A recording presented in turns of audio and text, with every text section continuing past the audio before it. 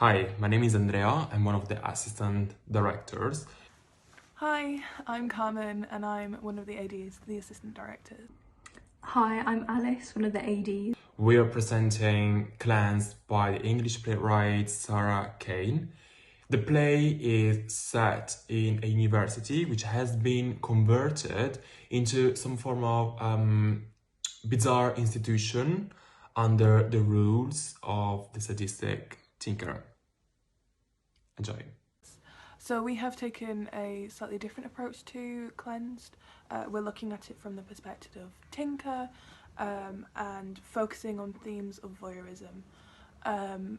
So we use the audience quite as almost like a tool in Tinker's toolbox as a way to torture other characters.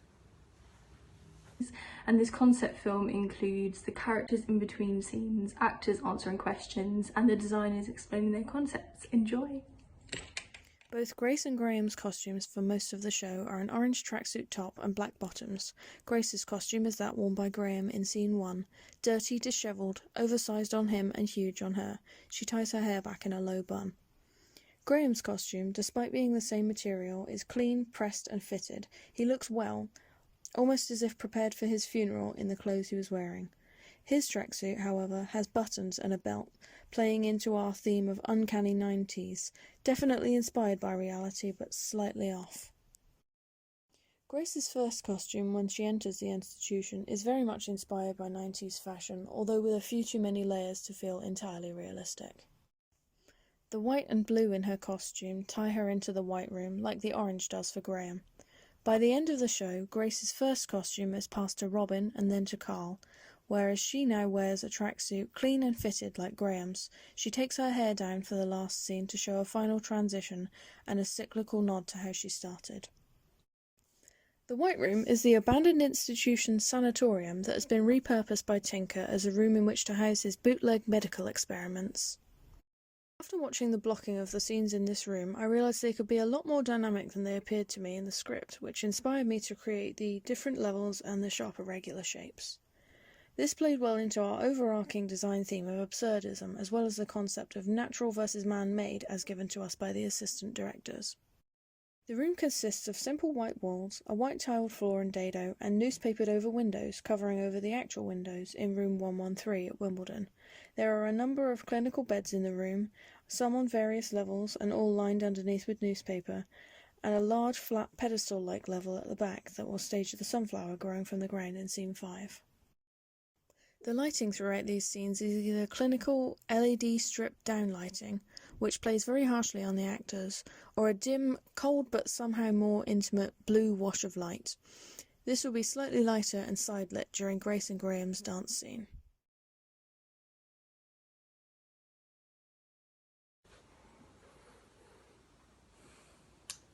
Me and Amina took part in Premier Pen's room design. And working with them was amazing because our ideas always merged together. We were able to inspire each other and then bring new ideas to life. And we also were sharing a similar aesthetic from quite day one. So I would say it's really a collaborative work at the end of this primitive end scenes. We basically discussed about main set concept and considered about the time changing. Our loom has the only one theme to describe a weather change through the timeline. We plan to focus on visual elements as props and projections and sound effects with suitable situations. I remember to get the ball rolling, we were starting off with we were parting the scenes, the primitive end scenes, into appealing and non-appealing scenes. And with that, with non-appealing scenes, we mean the extreme scenes of this play.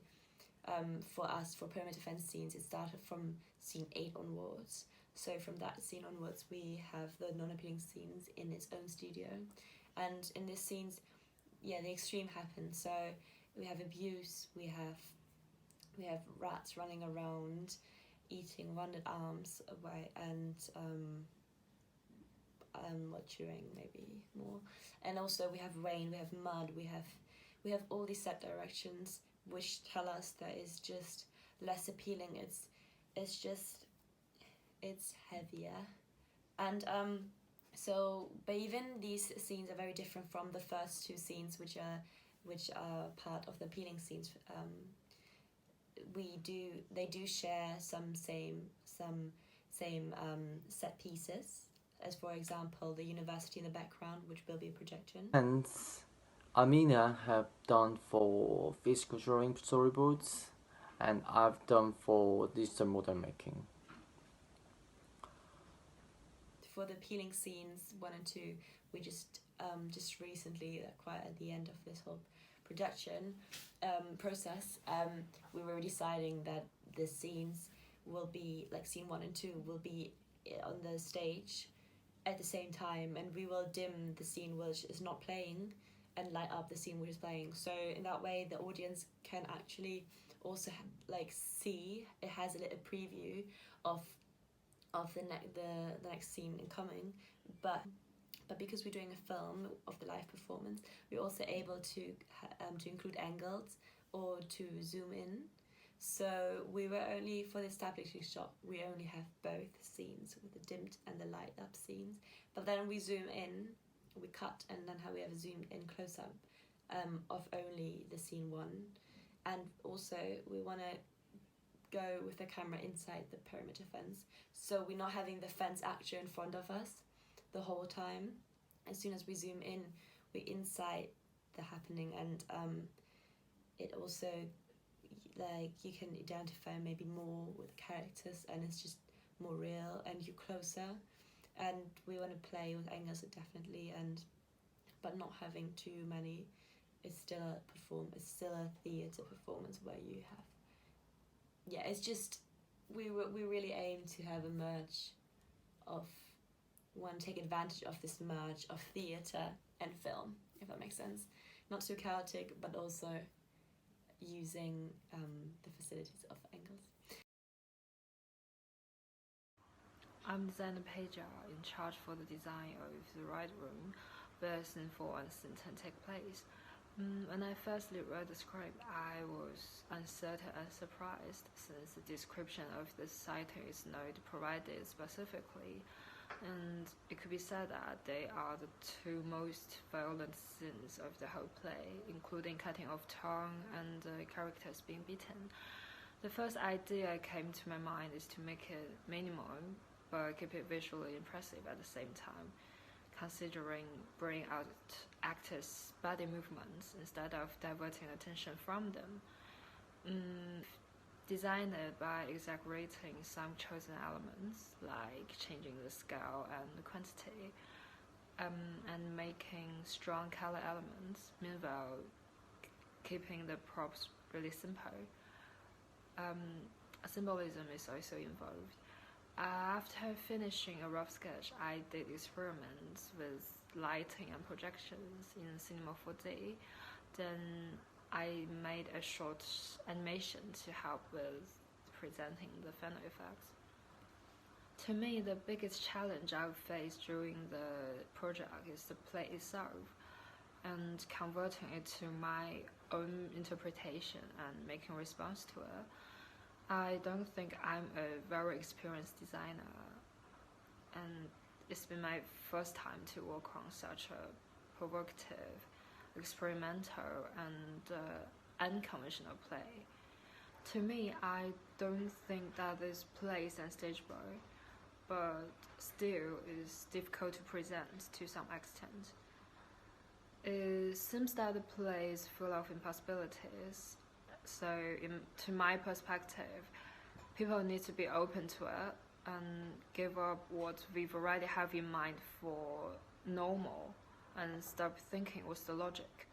And we really need to make attempts to understand what is suggested in the play and try to represent it. I designed the sets for the Black Room as well as the costumes for Tinker and the Woman. So with this design, I really wanted to create a space that was a lot more intimate, a lot more sort of like smaller than the other rooms.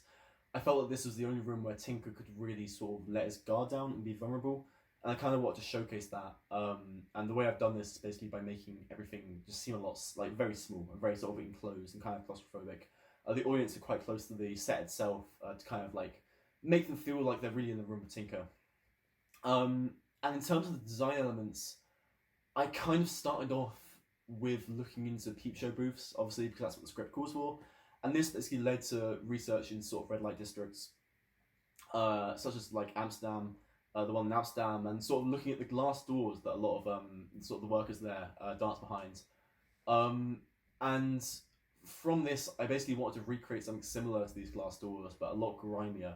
And this effectively led to me using translucent plastic for the walls of my set, which basically enabled the audience to look in and see the woman, but not completely. She's sort of silhouetted against this plastic or behind this plastic.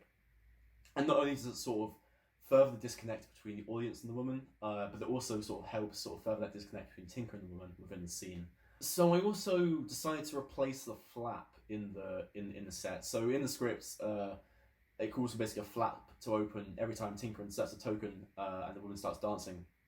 But because we were sort of had this 90s setting, I decided to replace this flap with a TV.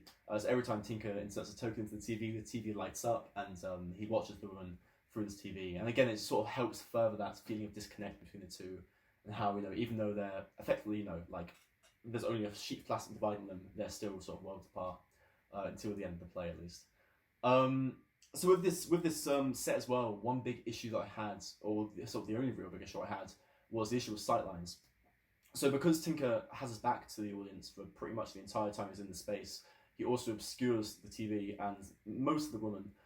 So I had to find a way to basically work around this, and the way I've done this is through the use of live camera feeds.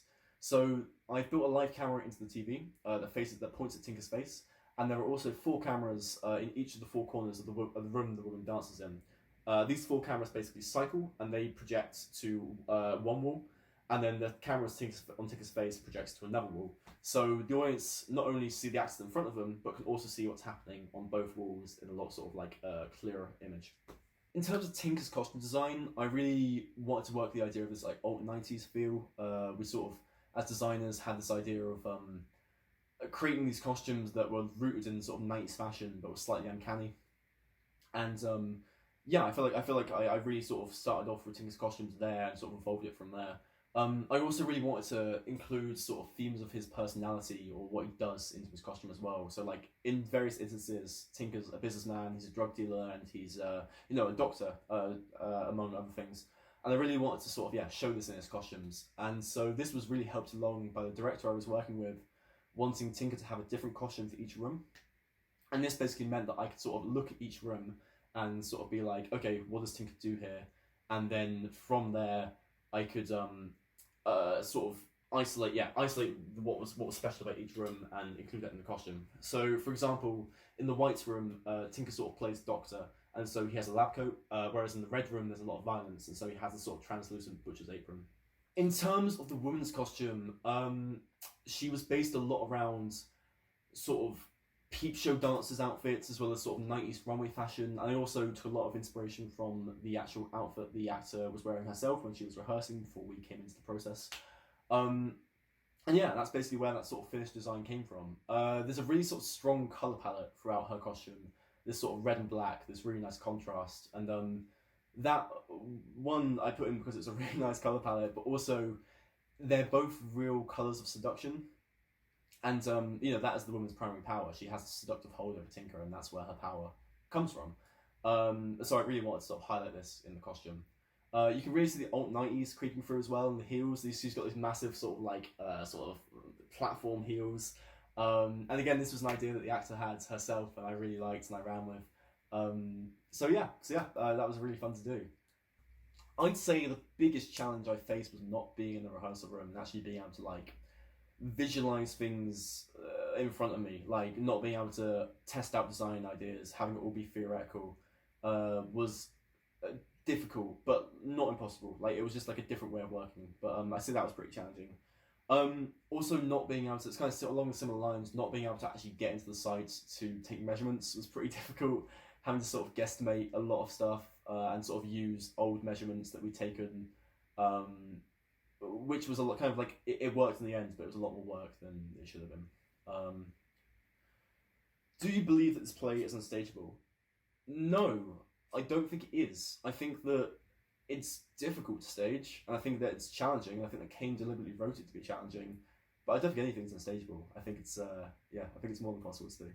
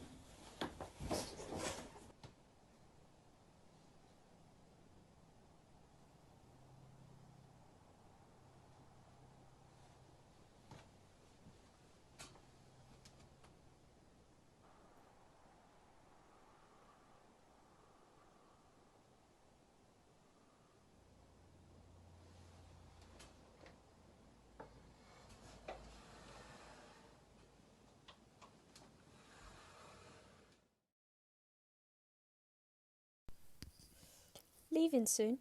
Going to my mum's. If I don't mess up again, going to my mum's, get myself sorted so I get sorted.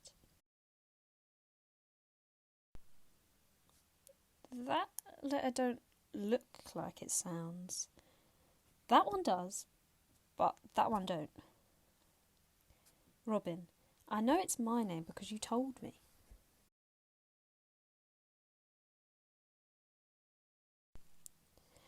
Been working on my numbers. Think I've cracked it? Shall I show you? Right. Days left. Try that. 1, 2, 3, 14, 15, 16.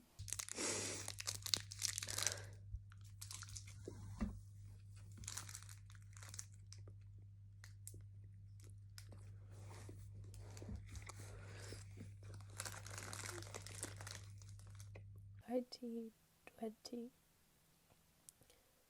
21, 22, 23, 24, 25.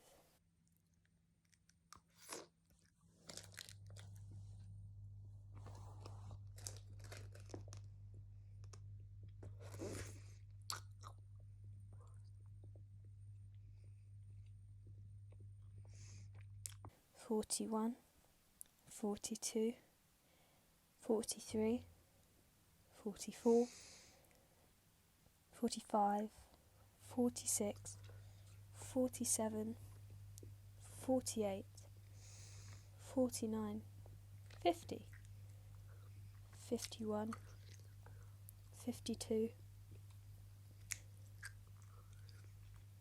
52 sevens, 30, 52 sevens. Gracie. Grace. Grace. Grace. Grace. Grace. Grace. Please, miss.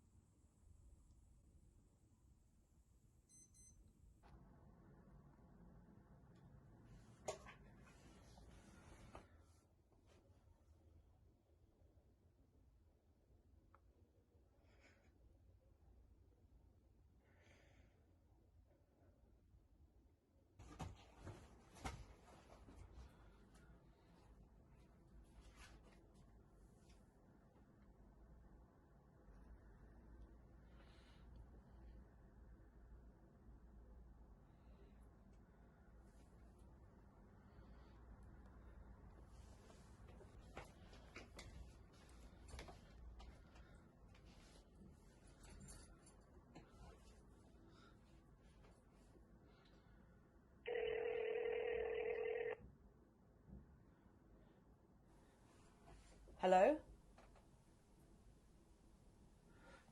Hello? Hello? Is anyone there? Hello?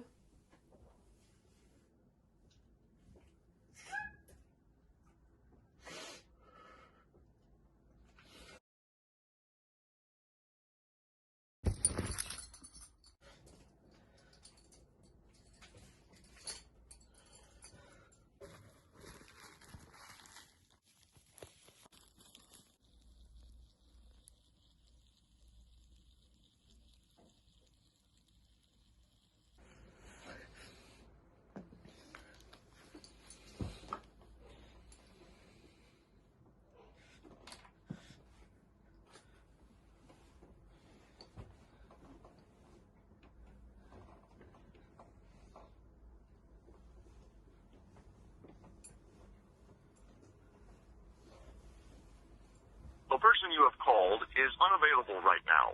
Please try again later. Hi Graham, it's me again. I'm just calling to check you're okay, and yeah, I don't know, somebody called me earlier and I thought it might have been you, but they just didn't reply, so I don't know if it's you. But anyway, I just want to speak to you. I just want to know you're okay. I'm worried about you. Yeah, and I know you don't want me to, but I'm gonna come and visit you. I don't care anymore what you think, but I need to see you. I'm worried about you. I fucking miss you, and I care about you, so I'm gonna come and see you, okay? So please call me back. Can you just do that for me? I guess I'll try again after. Bye.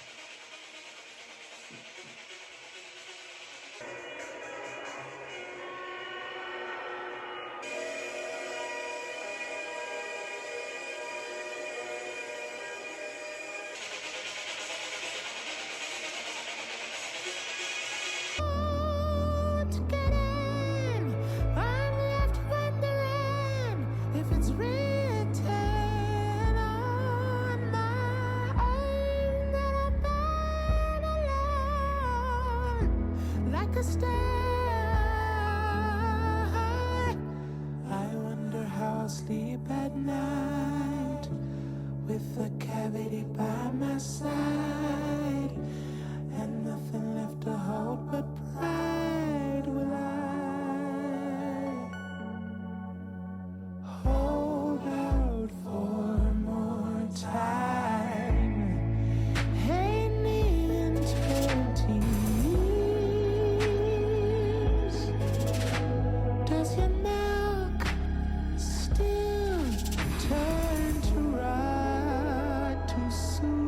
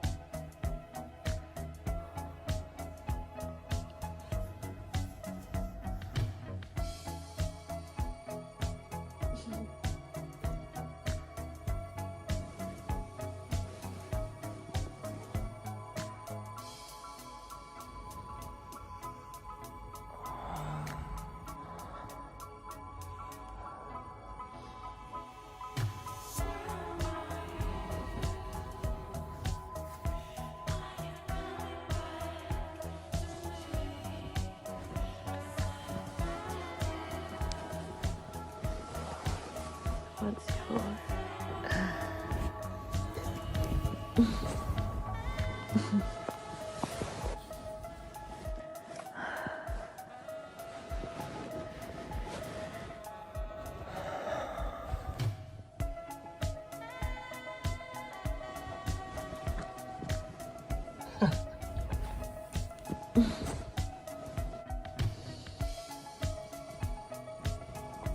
I love you,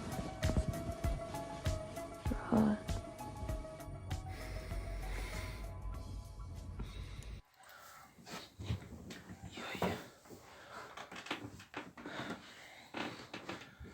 Hello, my name is Juraj Benko, and in this play I'm portraying the character of Graham.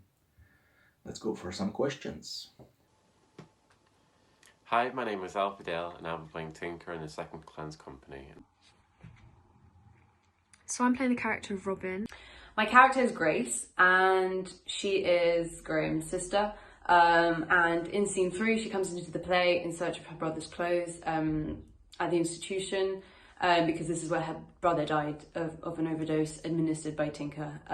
Grace never got to visit him there while he was alive, and this entry into the play is the first time she's visited this weird institution and is let into the kind of the world of the play that takes her on this horrific journey. To me, Rod is like a honest, mature yet vulnerable, forgiving character. He's a gay man in his late 30s, and he is Carl's lover. Carl, much like his partner Rod, is also very honest and vulnerable. And although he shows signs of naivety and how young he is, he's also very brave and mature in how he expresses himself. Carl brings out humanity in the play. He brings out emotional intimacy, and when you're watching him and Rod and their love story, you really get a moment of relatableness in contrast to the violence and uncomfortableness in the rest of the play. Rod, along with Carl, plays a big part in expressing the love for each other in ways that lie beyond the gender and sexual cliches which define even queer love. Well, as I said, I'm portraying Graham, and this character is a little bit tricky because we can see two representations of the Graham. First, in the scene 1, where we can see actual character, actual persona of the Graham, Grace's brother, who apparently went through some really hard times, and his only objective is he just wants to die. For the rest of the play, we can see different representation of the Graham, who is more idea. He is more just inside Grace's head, her memory, her imagination, and his function is, on the one side, his representation of Grace's transformation, her transition into the man, and also his support for her throughout the whole play.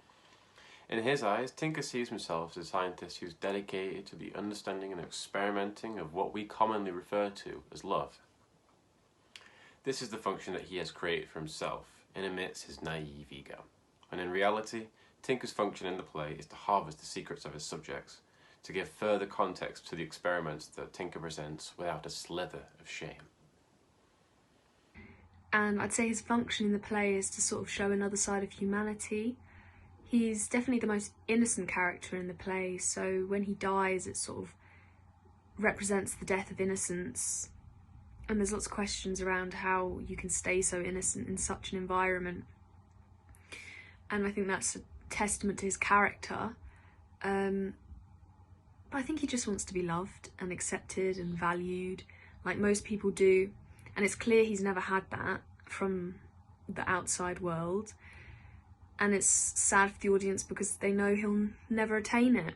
Grace's function in the play is to show the kind of strength of sibling love, and obviously she's lost her brother, she's grieving, and it's this intense kind of longing feeling that can pushes forward all her actions in the play. All her actions are centered towards her brother. She comes into the institution with one goal, and it's this kind of search for completeness that she's looking for, which comes as a result of the loss of her brother and her desire to feel whole again.